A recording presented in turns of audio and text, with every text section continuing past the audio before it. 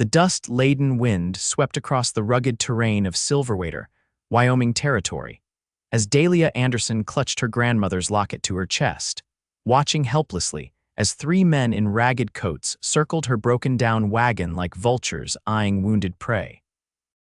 It was 1878, and the 22-year-old schoolteacher had been traveling west to take a position in the growing frontier town when her wagon wheel had splintered on the unforgiving trail.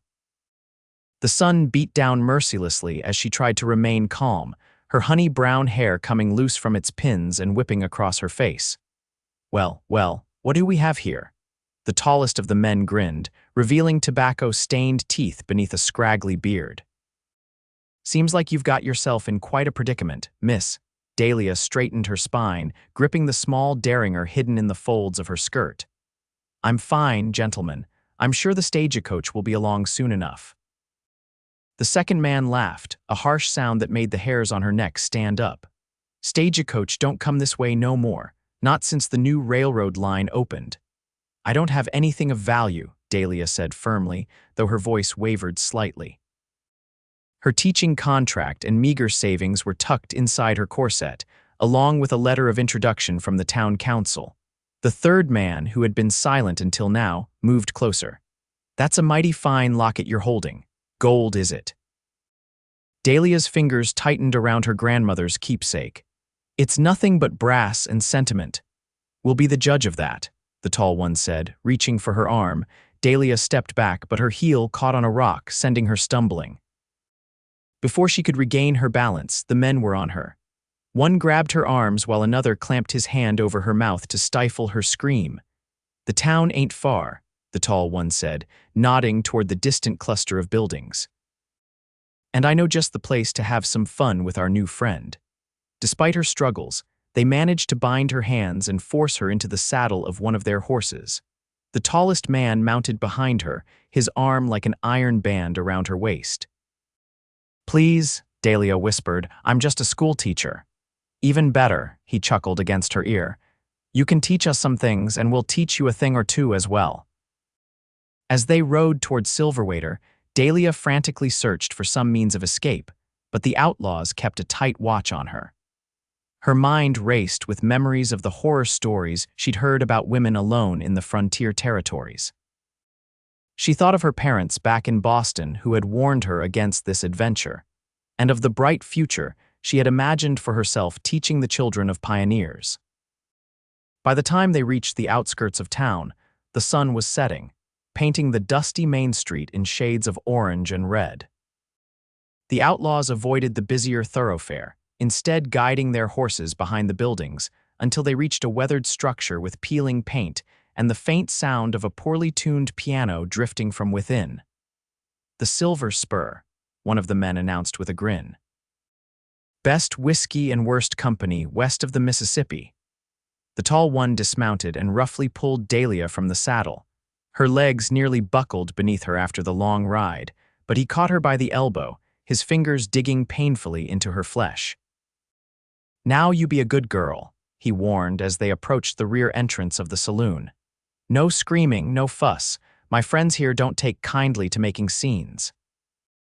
As they shoved her through the back door and into a dimly lit hallway, Dahlia caught sight of a young woman with rouge-painted cheeks exiting one of the rooms, adjusting her corset. The woman gave her a pitying glance but quickly looked away. They dragged her past several doors until they reached the main room of the saloon.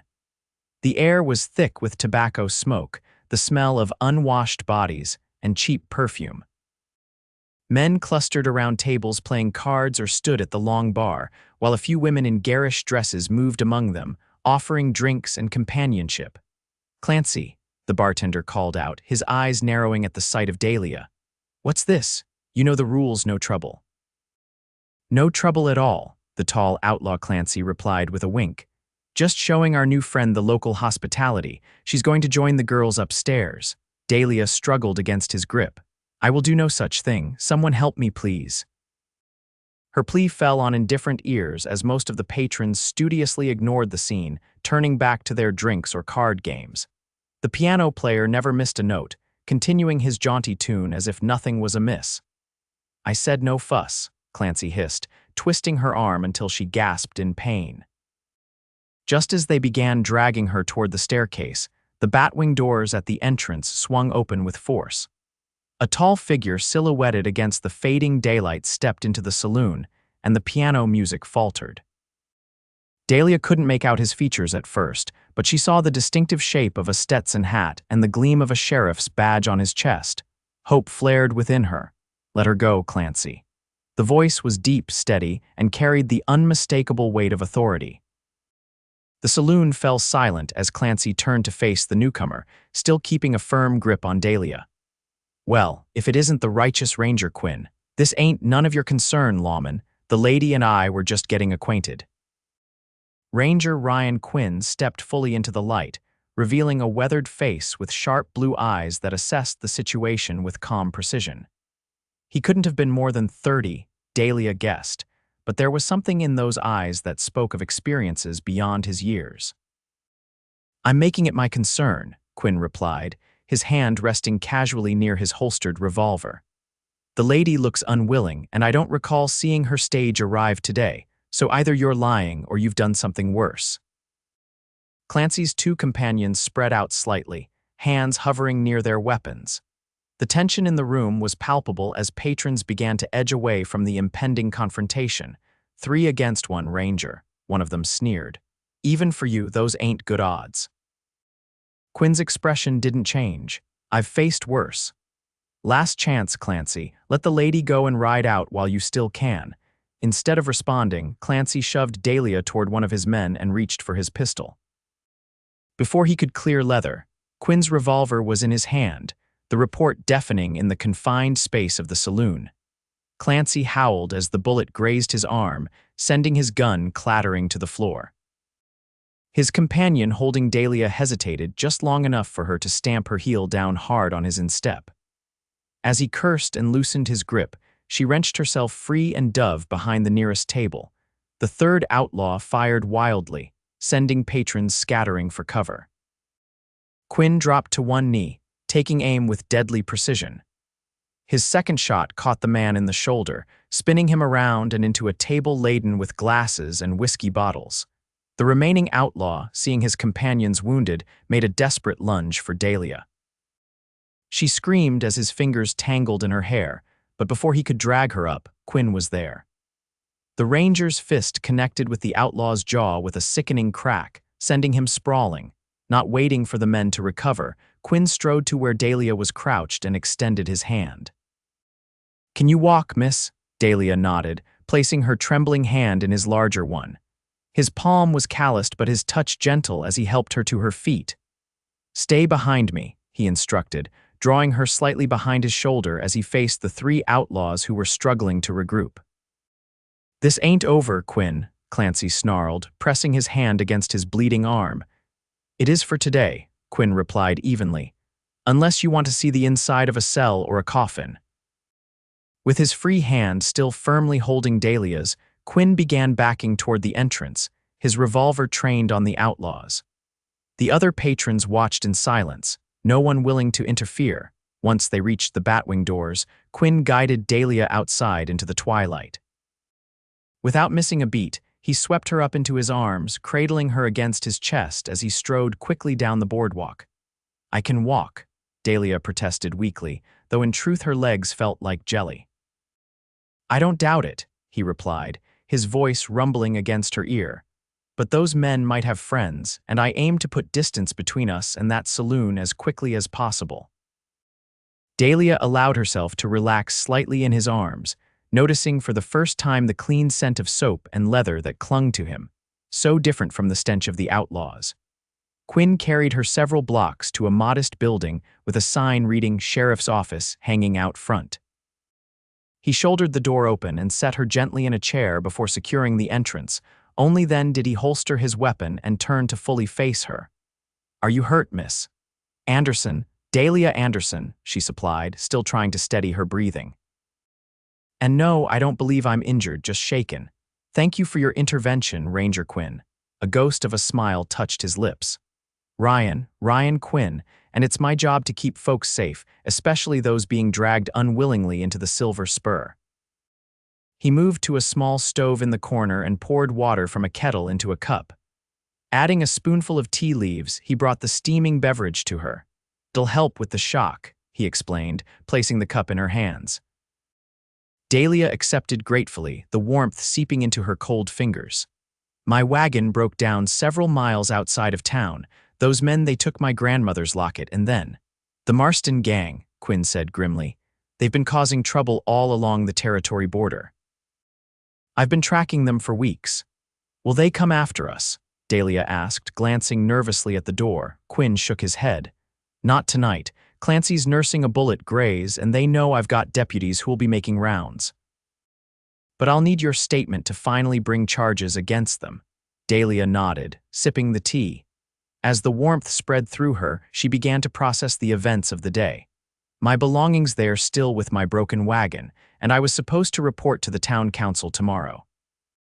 I'm the new schoolteacher." Quinn's eyebrows rose slightly. "You're Miss Anderson. The council's been expecting you for a week. The stagecoach was delayed in Cheyenne due to flooding," she explained. "And then I decided to travel with a merchant who was heading this way, but as I said, the wagon. I'll send some men to recover your things at first light," Quinn assured her. "In the meantime, Mrs. Holbrook runs a respectable boarding house just down the street. She usually hosts the schoolteacher." Relief washed over Dahlia. Perhaps her frontier adventure wasn't ruined after all. "That would be wonderful. I don't know how to thank you properly, Ranger Quinn." "Ryan," he corrected again, his blue eyes warm as they met hers. "And there's no thanks needed, Miss Anderson. I'm just glad I was passing by when I was." "Dahlia, please," she insisted, finding herself drawn to the quiet strength he exuded. "And I think there's quite a lot of thanks needed. You saved me from a fate I don't care to contemplate." Ryan's expression darkened momentarily. "No one should have to endure what those men intended, not while I wear this badge." There was something in his tone that made Dahlia wonder what experiences had shaped this man. What had led him to become the kind of lawman who would face 3 armed outlaws without hesitation.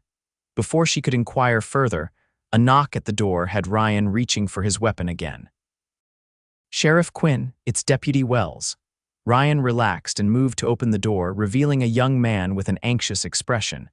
"Sir, there's talk all over town about the shooting at the Silver Spur. Mayor's asking for you." Ryan nodded.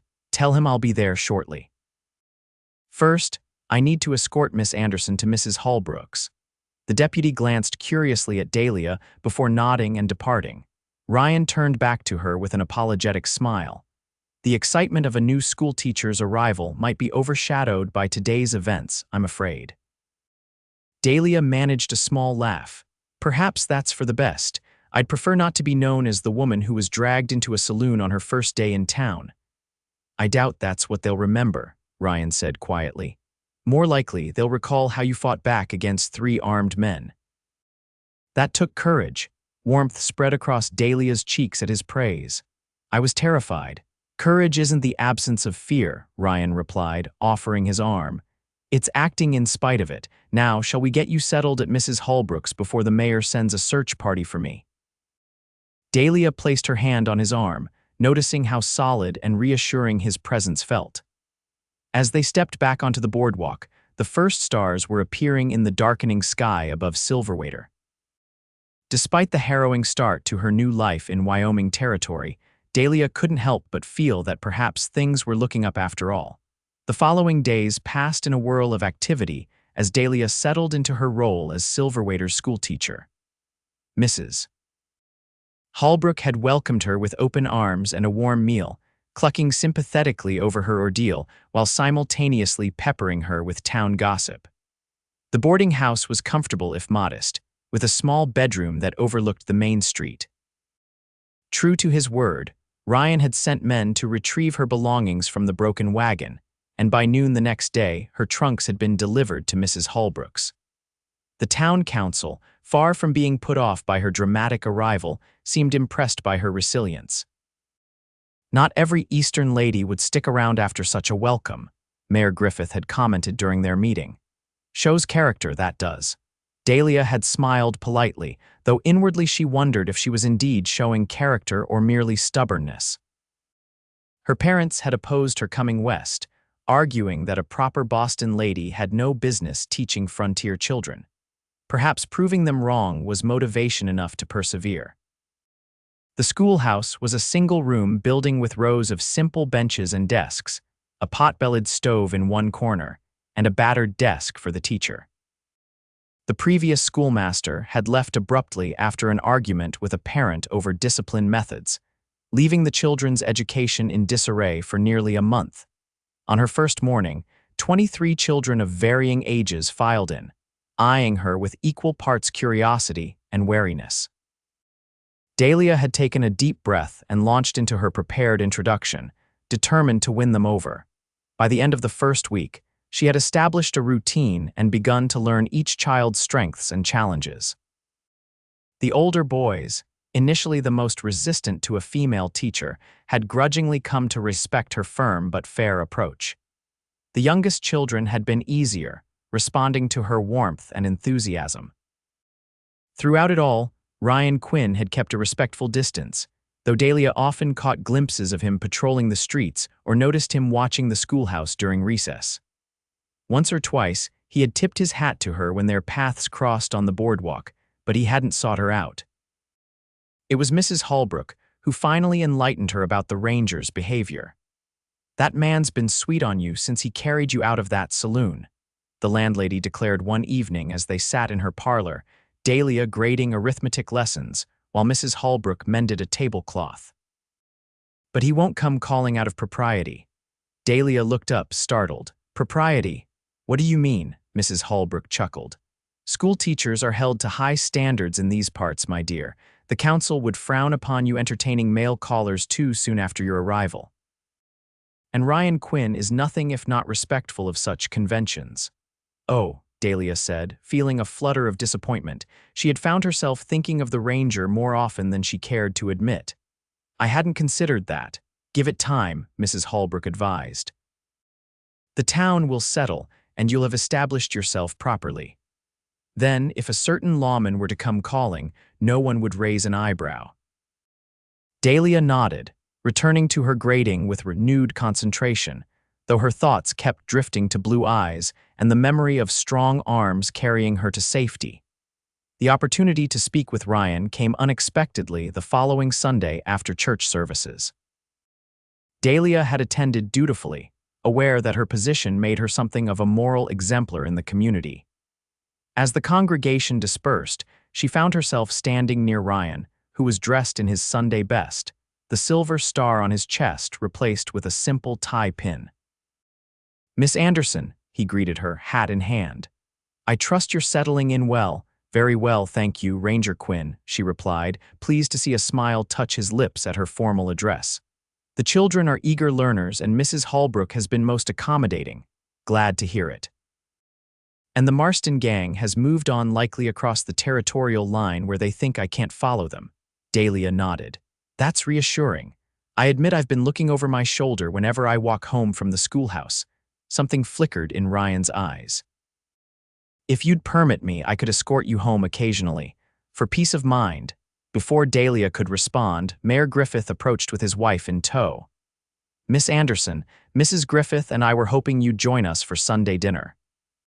Several council members will be there, eager to hear how your first weeks of teaching have progressed." Dahlia glanced at Ryan, who had already taken a step back, his expression carefully neutral. "That sounds lovely, Mayor. Thank you for the invitation." As she walked away with the Griffiths, Dahlia couldn't help but look back over her shoulder. Ryan stood watching her, his hat still in his hands, and when their eyes met, he offered a small nod before turning away. The Sunday dinner at Mayor Griffith's home was pleasant enough, though Dahlia found herself distracted, wondering what Ryan might have said if they hadn't been interrupted. The mayor's wife, a kindly woman with a talent for drawing out conversation, noticed her preoccupation. "You seem miles away, Miss Anderson," she commented as they retired to the parlor after the meal, the men remaining at the table to discuss town business. "Is everything truly well at the school?" Dahlia smiled apologetically. "Forgive me, Mrs. Griffith." "The school is fine. The children are making excellent progress. I was just thinking about something else entirely." Mrs. Griffith's eyes twinkled knowingly.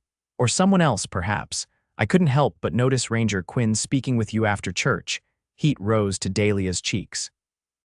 He was merely inquiring about my welfare after the incident with the Marston gang. Of course, Mrs. Griffith nodded, though her smile suggested she didn't believe that was the entire truth. Ryan Quinn is one of the finest men in this territory, you know. His father was a Texas Ranger before him, killed in the line of duty when Ryan was just 16. The son followed in his footsteps as soon as he was of age. Dahlia's interest was piqued. He seems very dedicated to his position, indeed. He was sent here 3 years ago, when outlaws were terrorizing the stagecoach routes. Cleaned up the territory so effectively that businesses began to flourish. The railroad might have bypassed us completely if not for his efforts in making the area safe for investors. This new information added layers to Dahlia's understanding of Ryan Quinn. Not just a lawman doing his job, but a man whose life had been shaped by loss and duty, who had made a tangible difference in the lives of everyone in Silverwater. As the weeks passed, autumn painted the surrounding hills with splashes of gold and red. Dahlia settled further into her role, earning the respect of both children and parents.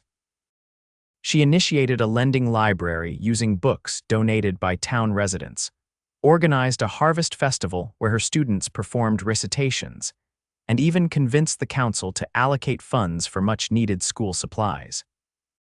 Through it all, Ryan maintained his distance, though Dahlia often felt his presence a watchful guardian ensuring her safety from afar. Sometimes she would glance up from her desk to see him riding past the schoolhouse, or notice him speaking with Mrs. Holbrook when she returned from teaching. The situation might have continued indefinitely, if not for an unexpected autumn storm that blew in one Friday afternoon. Dark clouds had been gathering since morning, and by the time Dahlia dismissed her students early, fat raindrops were already pelting the schoolhouse roof. She had just finished gathering her materials when the door swung open, revealing Ryan standing there with water dripping from his hat brim. "I thought you might need an escort," he said, holding up an oilskin coat. "Storm's getting worse by the minute." Dahlia smiled gratefully. "That's very thoughtful of you, Ranger. Ryan," he corrected, helping her into the coat. It enveloped her completely, still warm from his body and carrying his scent. "I think after all this time, we can dispense with formalities when it's just the two of us." "Ryan," she agreed, gathering her books. "And you must call me Dahlia," he nodded, his eyes crinkling at the corners. "Dahlia, it suits you beautiful and resilient." The compliment sent a pleasant warmth through her despite the chill in the air.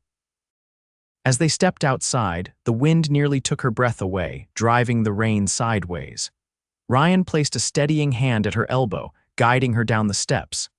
"Stay close," he instructed, pulling her against his side as they made their way along the muddy street. They had barely gone a block when lightning split the sky, followed immediately by a deafening crack of thunder. Dahlia jumped and Ryan's arm tightened around her. "The boarding house is still 4 blocks away," he shouted over the wind. "My office is just ahead." "We should wait out the worst of it there." Dahlia nodded, already soaked despite the oilskin. They hurried to the sheriff's office and Ryan ushered her inside, closing the door firmly against the howling wind. The office was empty, the deputies likely out helping townsfolk secure property against the storm. A fire burned low in the stove, casting the room in a warm glow. "You're shivering," Ryan observed, taking the coat from her shoulders. "Let me build up the fire." While he attended to the stove, Dahlia tried to wring water from her skirts, acutely aware of how her damp blouse clung to her shoulders. When Ryan turned back to her, his gaze lingered for a moment before he quickly averted his eyes. "I have a spare shirt in the back room," he offered, already moving toward a door behind his desk. "It's clean, and it would be drier than what you're wearing." Dahlia hesitated only briefly before nodding. Propriety seemed less important when balanced against the risk of illness. "Thank you." "That would be most welcome." Ryan disappeared into the back room, returning with a folded flannel shirt. "You can change in there. There's a basin and towel as well." Alone in the small room, Dahlia dried herself as best she could before slipping out of her sodden blouse and into Ryan's shirt. It was comically large on her smaller frame, the sleeves extending well past her fingertips, but it was blessedly dry and warm. She rolled up the sleeves and tucked the excess material into her skirt before rejoining Ryan. He had removed his wet coat and hat and was pouring coffee from a pot that sat on the stove. His hair, usually hidden beneath his Stetson, was a rich brown with hints of gold, slightly curled from the dampness. Without his coat, she could see the breadth of his shoulders tapering to a narrow waist, the silver star on his chest catching the firelight. He turned as she entered, and something in his expression made her breath catch. His eyes moved over her, taking in the sight of her wearing his shirt, and a muscle ticked in his jaw. "Better?" he asked, his voice slightly rough. Dahlia nodded, suddenly shy. "Much, thank you." He handed her a cup of coffee, their fingers brushing in the exchange. Neither of them acknowledged the contact, but neither pulled away quickly either. "The storm doesn't seem to be letting up," Dahlia observed, moving to the window where rain lashed against the glass panes. Ryan came to stand beside her, close enough that she could feel the heat radiating from his body. "These autumn squalls can last for hours, but you're safe here." Dahlia turned to look up at him. "I've always felt safe with you, Ryan." "Even that first day when everything was chaos in the saloon, something told me you would protect me." His expression softened. "I'd been tracking the Marston gang for weeks. When I heard they had a woman with them, I feared the worst, seeing you there fighting back despite being outnumbered." He trailed off, his gaze dropping to his coffee cup. "I was impressed by your courage then, and I've only grown more impressed watching you these past weeks. The way you've taken to teaching, how you've won over even the most difficult children. This town is lucky to have you, Dahlia." Warmth bloomed in her chest at his words. "And I'm fortunate to have found Silverwater, despite my rather dramatic introduction to the place." A smile tugged at Ryan's lips. Not exactly the welcome the town council had planned. "No," Dahlia agreed, feeling bold enough to add, "but I can't entirely regret it since it led to meeting you." Ryan's eyes darkened, and he set his coffee cup aside. "Dahlia, I've wanted to call on you properly since that first day. But your position in the community, the standards expected of a schoolteacher."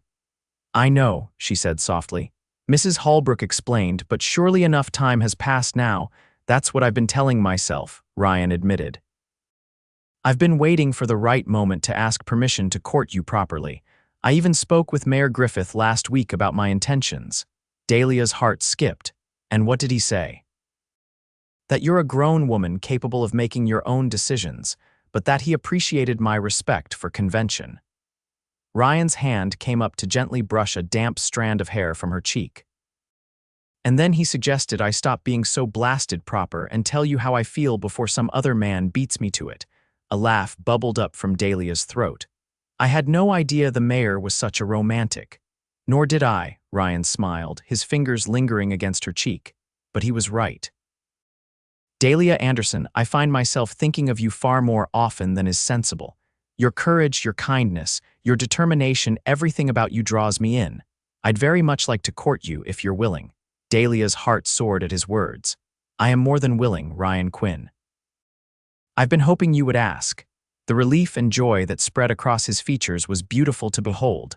Slowly, giving her time to pull away if she wished, Ryan leaned down until his lips were a breath away from hers. "May I?" he whispered. In answer, Dahlia closed the distance between them, pressing her lips to his in a kiss that started gently but quickly deepened as months of restrained feelings found expression. Ryan's arms encircled her waist, drawing her against him, while her hands came to rest on his chest, feeling the steady rhythm of his heartbeat beneath her palm. When they finally parted, both slightly breathless, the storm outside seemed to have faded to a gentle patter against the windows. "I think the worst has passed," Ryan murmured, though he made no move to release her. Dahlia smiled up at him. "Perhaps we should wait a little longer, just to be sure." His answering smile was radiant. "I do believe that's the most sensible suggestion I've heard all day, schoolteacher." Outside, the storm clouds began to break, allowing shafts of late afternoon sunlight to pierce the gloom. But inside the sheriff's office, wrapped in each other's arms, neither Dahlia nor Ryan noticed the changing weather. They were too absorbed in the promise of what their future together might hold a future neither could have imagined on that fateful day when outlaws dragged her into a saloon, and a determined ranger fought his way in to carry her back out. 3 years later, Dahlia Quinn stood on the porch of the home she shared with Ryan, watching as he taught their 1-year-old son to toddle across the grass. The little boy, named James after Ryan's father, squealed with delight as he took wobbly steps toward his father's outstretched hands. Silverwater had grown considerably since Dahlia's arrival. The railroad had brought prosperity, and with it, more families seeking new opportunities. The single-room schoolhouse had been replaced by a proper school building with 3 classrooms and a bell tower. Dahlia had served as headmistress until James's birth, and planned to return once he was a little older.